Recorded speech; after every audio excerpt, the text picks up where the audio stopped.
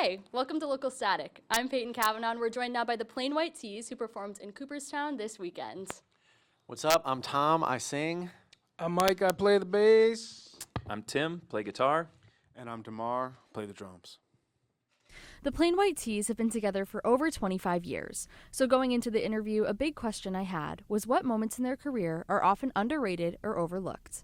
Wow. Pretty much every song that we put out besides like our big hits, right? Don't you feel like every time we have a single or something, we're like, oh, this is it. This is going to be big. People are going to love this. And obviously, most of the time, they don't become massive hits or anything. So that's always kind of a little bit of like a disappointment, I think. But that's kind of part of the game, you know? They can't all be smash hits, I guess. Getting more specific, I wanted to know what tracks they felt didn't get the attention they deserved. Oh, we did a song. We did a Ramones cover. That was for the movie Frankenweenie. That's the best cover we've ever done. We made a video for it. It's a really cool video, and I think it doesn't get the love That's that true. it should. Yeah, not a lot of people know about that one.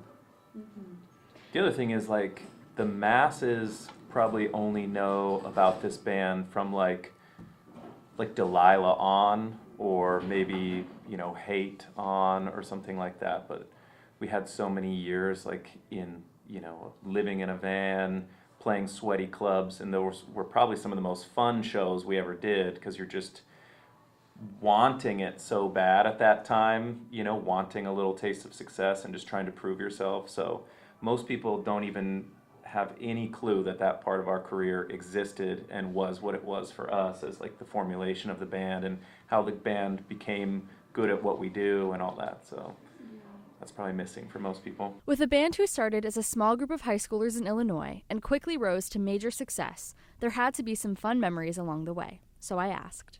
The whole thing's a funny memory or another lifetime. A time where Mike jumped out of the van while it was moving. That was funny. I did do that, yeah. Oh gosh. It's It just was like like the the one- There was like arguing going on, and he was just like, to stop the argument, he jumped out of the van. There's like two arguments that we've ever had, and that was one of them. Yeah. And the other one was me and Damar in a hotel Shut up. room. No, there was way more than that. Oh yeah, no. He's trying to Make start an argument. right now. The third one is happening anyway. as we speak. That's I'm about to jump out of this room right now. It'd be an effective way. I mean, it sounds. And to further dive into those memories, what was the funniest or most embarrassing thing that happened on tour or on stage? Honestly, like, we get asked that question, and I don't feel like there's been like a ton of like embarrassing moments for the band, which is I great. definitely embarrassed the band making a snow angel in a gravel parking lot on Warped Tour, Yeah. Yeah.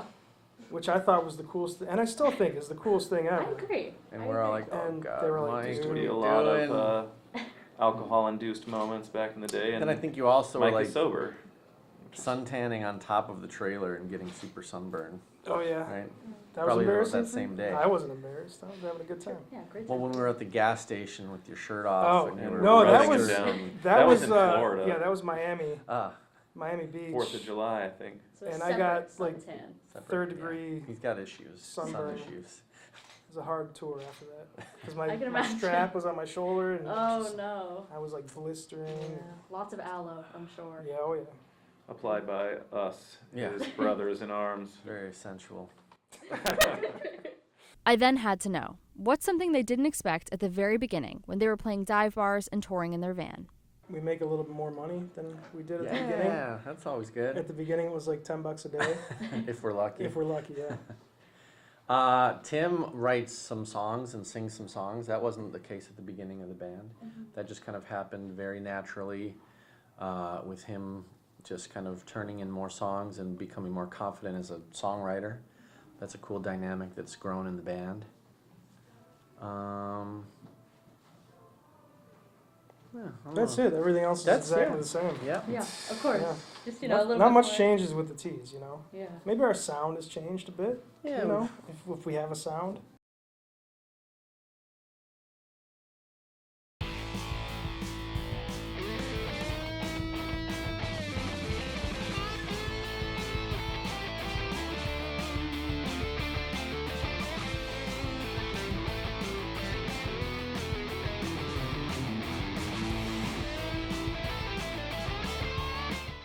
As their music evolved over the years, I wondered how they would describe their sound now in comparison to the earlier days. Back then it was like really, really good, and now it's also really, really good, but But just a little a different. little different. Yeah, different version of good. Yeah. Okay, Yeah. perfect. I mean, it's been shaped by influences, Sure. right? I think when the band came up, there was a scene in Chicago. These guys weren't, I wasn't in the band and didn't live in Chicago, but it feels like you couldn't help but get shaped by the scene a little bit. And then, you know, as the band began touring a ton, you get out on tour with so many other bands and you get influenced there. And like, you know, just as you get older, they started the band in like just out of high school.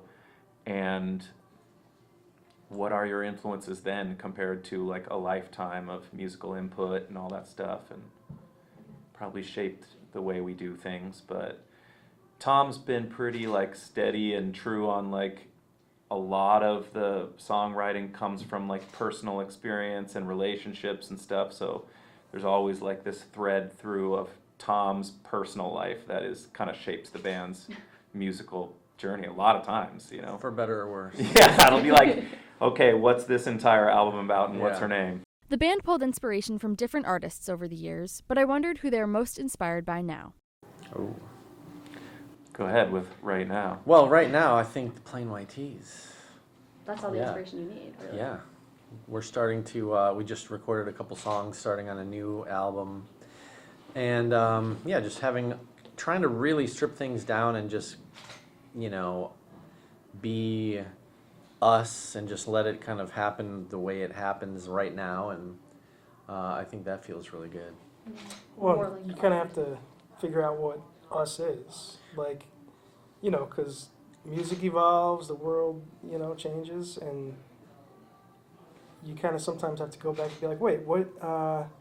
Who are Who are the Plain White Tees? You know, what did we used to do? And are there any ways they think they've changed between then and now? Oh, many, many ways. Musically, or Just, I guess musically, also just like the band as a whole. I mean, thematically. We all have kids now. We have That's pretty kids. different. but I mean, you know, early on, it was bass, guitar, drums, vocal.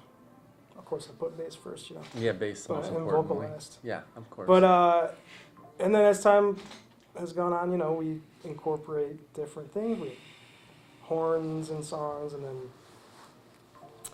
electronic stuff, laptopy stuff, which is cool. And now we're like kind of going back to basics a little bit. Yeah, we're like, is that too far into the modern world? Do we need to live? Because Well, now that AI can make a song in 2 seconds, it's like, okay, what are we going to do that makes us us? And I think that's just be even more authentic and more, right, you know, ourselves and stripped down. Yeah, I'm sure like navigating a completely different landscape has Totally. been interesting. Totally. Yeah. In terms of production of the music, had their sound changed over the years as music production evolved? It definitely has through the years. We've tried different things, and yeah, as it becomes more, you know, easy to do weird sonic things, we definitely tried stuff, and we definitely played with that. And some of it worked, and some of it, it all worked. yeah, it but, all worked. but whether or not people thought it worked. Right. It's like we have no control really over what people are gonna like. We always just go in trying to make the coolest and best and most authentic songs that we can, and just kind of hope it connects. Yeah. And so, yeah, I don't think people really care if there's a synth in there or an acoustic guitar or whatever. It's like as long as it's a good song, hopefully they'll like it. So we just kind of try to make good songs.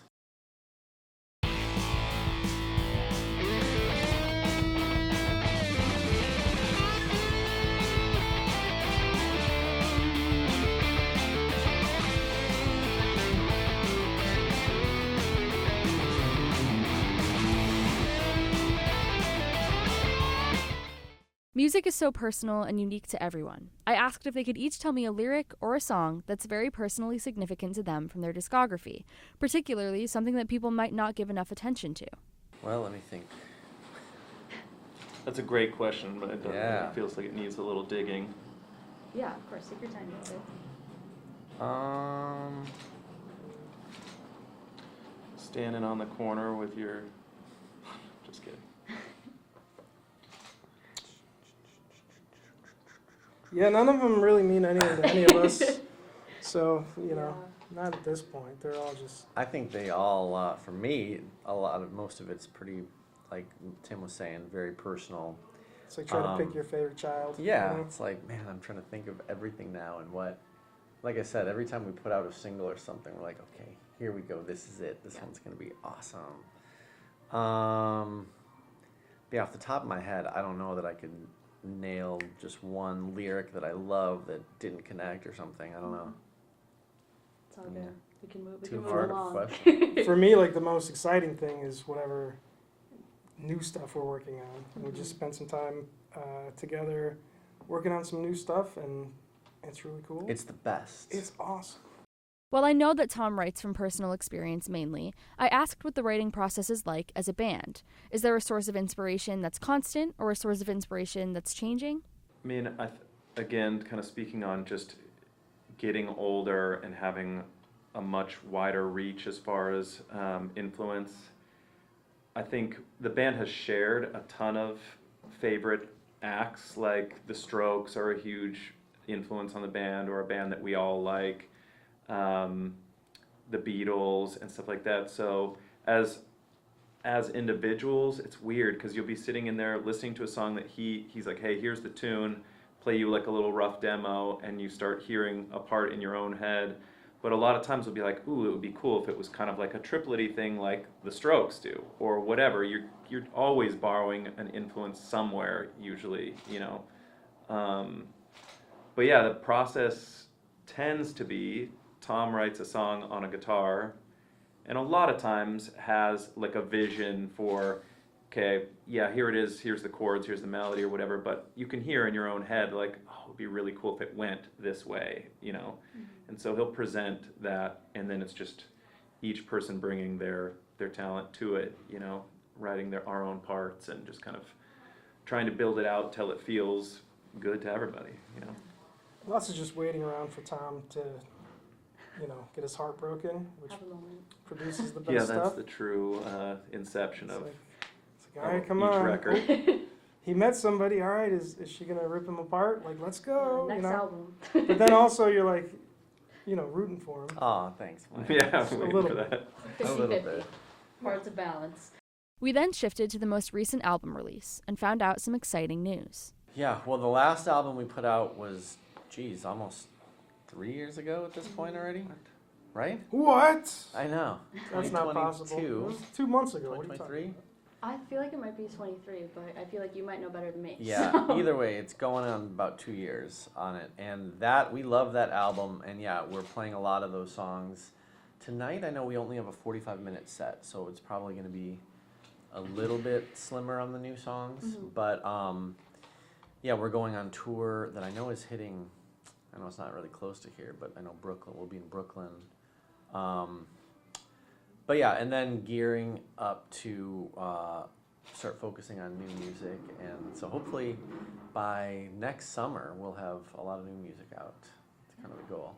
Exciting. So next time we come through this part of town, we'll have hopefully a new album out. Yeah.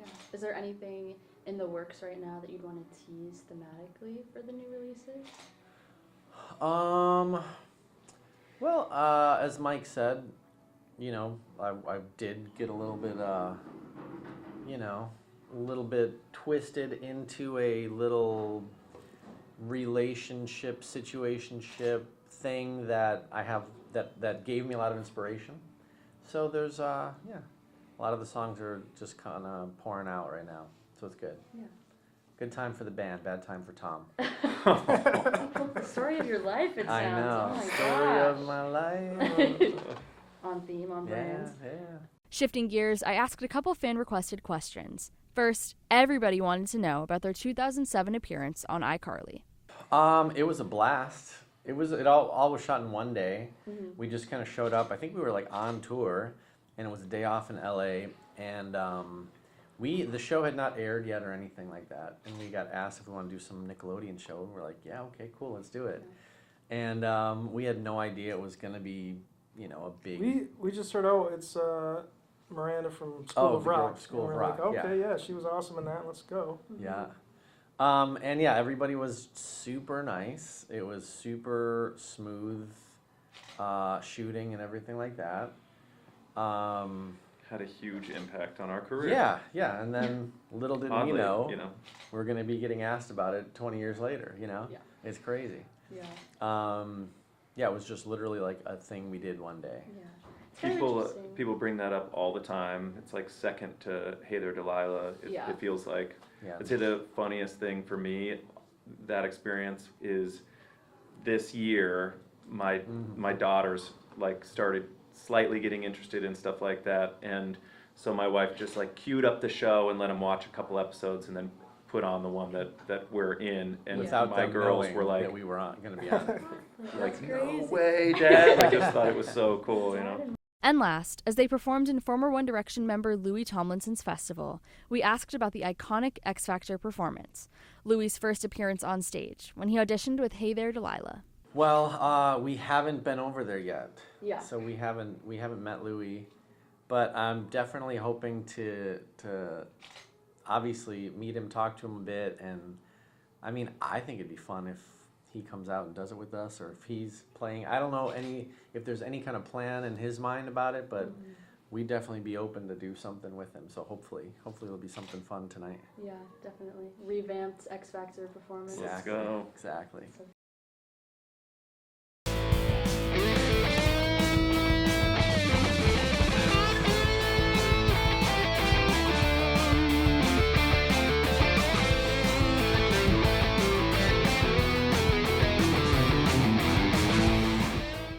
Hello and welcome back to Local Static. I'm Peyton Kavanaugh. I'm joined here by Georgia and Amber, both of whom were on the team this weekend when we were covering the Away From Home Festival in Cooperstown. Really excited to have them here to just reflect on those experiences. Amber is a fellow reporter. I'm sure that you recognize her from News 10. And then Georgia is a photographer. She does a lot of great work throughout the week and helps us a lot over the weekend. So it was a really great experience for all. But if we want to just kind of go around the table, talk about what the experience was like for you overall this weekend. And we could start with Amber. Yeah.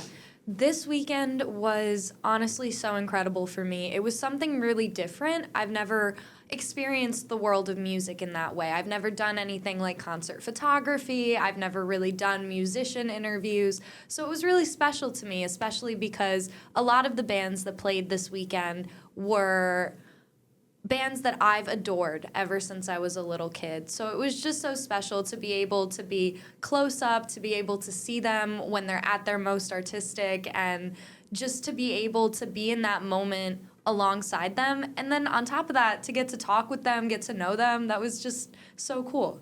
Yeah, definitely. I definitely agree. I feel like it was really helpful to meeting all of the managers and the teams and everybody that works behind the scenes to put those festivals on. That really made it so memorable for not only the artists and the fans, but even media. I think we all had really great experiences that weekend.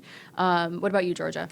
I'm a big festival goer, and I go to a bunch of live shows every year. So definitely was a change of scenery for me, because I've never done press for an actual festival. So I enjoyed getting a close up and inside scoop on the musicians and how they touring behind the scenes and everything, and taking photographs and the press pit of them. And it was cool just doing the interviews overall and hearing about what they have to say about their music and everything, which I enjoyed a lot. But it was just a lot of back-to-back stuff. But yeah, it was fun. Yeah, fun, busy weekend for all, for sure. Thinking back to this interview that we're featuring today with the Plain White Tees, I think it would be great to hear from each of you about kind of the overall experience of interviewing them, and if there was one piece that stuck out to you throughout the conversation. Yeah, I mean, I guess I can take that to start. Definitely, I was fangirling so hard when we met the Plain White Tees. Actually, when we were taking the group photos together with the band, the first thing I said to them, and I didn't even mean to say this, I just really let this slip, and I looked at them dead in the eyes, and I said, I used to have a poster of you guys up on my wall for years growing up. So A, mortifying, but B, they were so down to earth. They were so cool. And I think that my favorite moment was when the bassist saw us standing near the barricade, near the media entry area, and came up and was like, hey guys, like he came and found us. That was so cool because it just shows how down to earth they are, that they are really just nice guys, but also we're kind of besties with the Plain White Tees now, so that's really cool. Yeah, absolutely. And yeah, shout out to Tim for that. That was so cool, being able to just like chat outside of the interview professional setting, getting to know the bands. And yeah, it was really nice to get to know them on that more personal level. What about you, Georgia? I mean, I only know like their like big songs. Yeah. Like growing up, like I wasn't like a hardcore fan, but it was definitely cool to like sit down and interview them about their music and like touring and stuff, and seeing how excited they were for the festival, and like hearing some of the hit songs live, like "Hey There, Delilah" and "Rhythm of Love," and I think the other one's "1, 2, 3" they played. I don't know. Yeah. I'm like butchering the song titles, but it was cool, and they're Yeah. definitely down to earth guys, like Amber was saying. Wait, going around the table, what's everyone's favorite Plain White Tees song? The Giving Tree. Yeah. Hands down, The Okay. Giving Tree. Okay. 12-year-old me, they played The Giving Tree in their set, and 12-year-old me scream crying. Scream crying.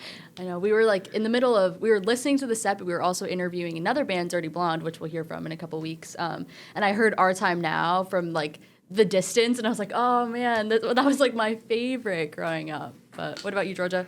I think I listened to "Rhythm of Love" on repeat a lot growing up, so Yeah. definitely that one. That one on the iPod Shuffle went crazy. Oh yeah. Isn't the one that you mentioned, that was the song they played on iCarly, right? I believe so, yeah, which we did talk about iCarly. So crazy how I feel like when they made their appearance on iCarly, it kind of opened them up to another generation. I was just talking to my cousin this weekend, who she's about 42, and she was talking about how like 2005 was like peak Plain White Tees for her. She was obsessed. But then like how them going on Nickelodeon for a show that was catered towards a much younger demographic really opened them up to so many other people. I mean, that's when that and Hey There, Delilah were where I first found out about the Plain White Tees. But I don't know about you guys. Yeah, I was a pretty emo kid growing up. I loved alternative music. I loved bands like Panic at the Disco and Of Mice and Men, you know, the classic emo music. But listening to them, I kind of branched into their music. But then when I saw them on iCarly, it really like validated my music taste for me, because I was like, wait, I know this band, I enjoy this band already, and now all my friends do too. So that was cool. Yeah, definitely. What about you, Georgia? What was your first Plain White Tees introduction? I think I heard like "Hey There, Delilah" on the radio or something, Yeah. and obviously since I'm a big One Direction fan growing up, I heard like Louis sing it during his audition. The So X Factor audition, the Oh, infamous yeah. X Factor audition. but that was Oh, about God. it. Yeah, I yeah. think just like hearing the hit songs on like Pandora radio. Of course, you yeah. know. Hey There, Delilah Yeah. went The triple shuffle. platinum Well- in my mom's Honda Civic, so. Speaking of the X Factor audition, they mentioned that when they got on stage before they sang "Hey There, Delilah." They were like, "This one's for all you Louis fans." Yeah, yeah. And they were like, "Yeah, it really means a lot to us that he sung a cover of our song, and we think he did a great job." Even Yeah. though I think Louis is mortified about that audition. Yeah. I think he stated that in a few interviews, Yeah. but. Really, really cool how worlds can collide like that. Yeah, I saw even like on the Plain White Tees Instagram story that day, they were sharing photos of like fans that were wearing shirts of Louis during that X Factor audition specifically for the Plain White Tees set. So it was really cool seeing just like, yeah, two worlds kind of collide. It was funny, we were talking about like, I wonder how Louis chose all of the artists on that lineup. And it was like, is this just people on his Spotify Wrapped? Like, how did he choose this list of artists? But it was a really cool, I think, collection of, you know, up and coming bands, especially ones from like the UK that I'd never heard, and then the more well known ones here in the States. So thinking about the lineup too, was there anybody that, of course, we were all excited to see Louis, but was there anybody that you guys were excited to see? Yeah, pretty much the entire lineup except for the smaller British bands. They were amazing, and I didn't really know too much about them. But definitely for the American bands, Lauv, I love. Daya Dea, I'm not sure how to pronounce her name, incredible. She is just an incredible performer. Steve Aoki, obviously, I was very That excited set to see. was crazy. He was awesome. It was cool too to see like lots of music festivals, people come for the headliner and then like they see the opening acts, but they're not as engaged. I feel like this weekend it was like every act on that stage, the crowd was so engaged and they were so excited to hear. I thought that was really cool, just kind of the way that it all was interconnected. Yeah, I think that's a testament to the fan base because I think in terms of just how varied this set list was and this lineup was for each of the artists, I think that it just shows how the fan base is just willing to embrace you because you're an artist. Yeah, definitely. Bringing us back to the Plain White Tees, I'm wondering if there was anything about, I mean, especially for you, Amber, you've been listening to them for a while, anything about their band's evolution, like the difference in their sound or the way that they present themselves that you thought was surprising or cool to learn about? Yeah, I think that growing up, I always thought of them as a band who sang about love. And hearing Tom talk about his personal journey with heartache and with falling in love and, you know, relationships, I think it was really nice to see that he wears his heart on his sleeve not only in music but in life, and that his songs like The Giving Tree about heartbreak or about Rhythm of Love or 1 2 3 4, which is literally a song about being in love. It was really nice to see that though that came from an honest place. Like he's a real guy talking about real feelings, not just, oh, people want love songs, let me write a love song. Like that really came from a genuine place, and that was really awesome to hear. I thought it was cool too when we were just talking about the memories that they have as a band, and they were telling us all these crazy stories of like the early years, like jumping out of the van and stuff like that. But then when I kept asking them like what's changed, it was like, well, we're all dads now. We all like we're older, but they're still really in tune with and in touch with their fan base and their artistry, and they don't stop. Like they're going to continue, which is really cool because I think a lot of artists, there's kind of like a stigma in the music industry that once you get older, you're not supposed to like continue to tour in the way you were. You're not supposed to continue to release music. But I think it's really cool that like they're kind of combating that and being like, no, I can have my family, I can be in this stage of life, but I'm also going to keep writing music and I'm going to keep expressing myself. And I think it was really cool to see them, especially on the stage with a lot of younger artists, like a lot of up-and-coming artists, and I think like inspiration, I'm sure, on both sides. All right, so we're kind of hitting time. Final thoughts, just round the table with the Plain White Tees. Rounding out this episode, we're going to be showcasing some more artists in the coming weeks, but final thoughts. We'll start with Amber. Yeah, I'm going to be telling my kids about our meeting with the Plain White Tees. It might come out in my wedding vows. It was genuinely such a highlight for me. Yeah, definitely. What about you, Georgia? Definitely like a career highlight for me because you usually don't interview like big bands every day at work. Yeah. Like we're usually doing like breaking news stuff. Yeah. So definitely change of scenery and very exciting. Yeah, a huge thank you to the Plain White Tees. Honestly, you know, we're a local news station, and having the opportunity to interview artists that are so well known and so wonderful and kind was such an incredible experience for all of us. I really hope to work with them in the future as well. Well, I think we'll wrap up here. Thank you so much for tuning into the first episode of Local Static. It was so much fun to speak with you all. Stay tuned next week for more artist features from the Away From Home Festival.